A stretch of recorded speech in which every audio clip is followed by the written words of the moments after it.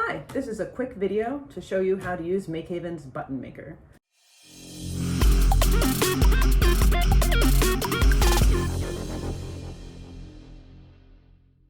We do have two different size button makers. We have one that does the larger 2-inch buttons and then the smaller 1-inch buttons. I'm going to demonstrate on the larger one, but they both work the same way.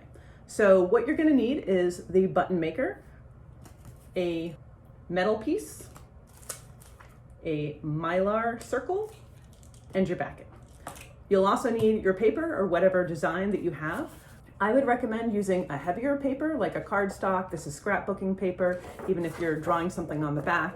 It just cuts a little bit better with our cutters, which are super handy. If you do have a design that is printed out or used on standard printing paper or something like that, you may have better luck tracing it in a circle and punching it that way, or even putting it with some cardstock underneath it and cutting both at once just so you get a clean cut. So I'm just gonna grab a little shape here. The cutter is actually 2.5 inches. That's gonna be the size circle that you want in the end, so keep that in mind for your design. The outside edge of your design will wrap around the button, so you wanna make sure that you don't go quite all the way to that edge. So I'm gonna take the cutter and just put it around our design wherever I'd want it. Click it, pop it out, and we have our circle. So now to the button maker. What you want to do is there's two different sides.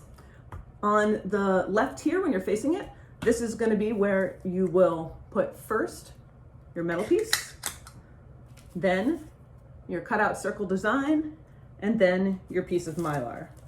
Now it's real important to make sure that these are all well centered. The metal piece fits right in there, but then the other pieces you want to make sure that they are centered with a good border around the sides. That way when everything comes together and it wraps around to hold it together, it's going to be evenly distributed. So I've put all of those pieces in the left side here, and I'm going to slide this all the way over until it clicks. And then we're going to take our backing, and the backing is going to go with the squiggly side facing up. The squiggly side facing you, this is your pin, that'll go down, squiggly side up, just like this. So once we have all 4 pieces loaded, we have in the left side, metal, design, mylar, nice and centered, and in the right side, our backing with the squiggly side facing up.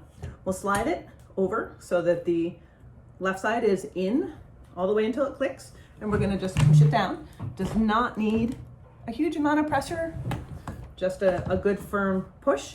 And what's gonna happen is those pieces that we layered there are gonna go up into here. So when we slide this part over, this piece is now empty. That's good, that's what you want to happen. You slide this all the way over until it clicks. One more nice firm press there. And then there we have our button. Seal on the back. This is our edge. This is what all holds it together. And that's right there. And that's all there is to it.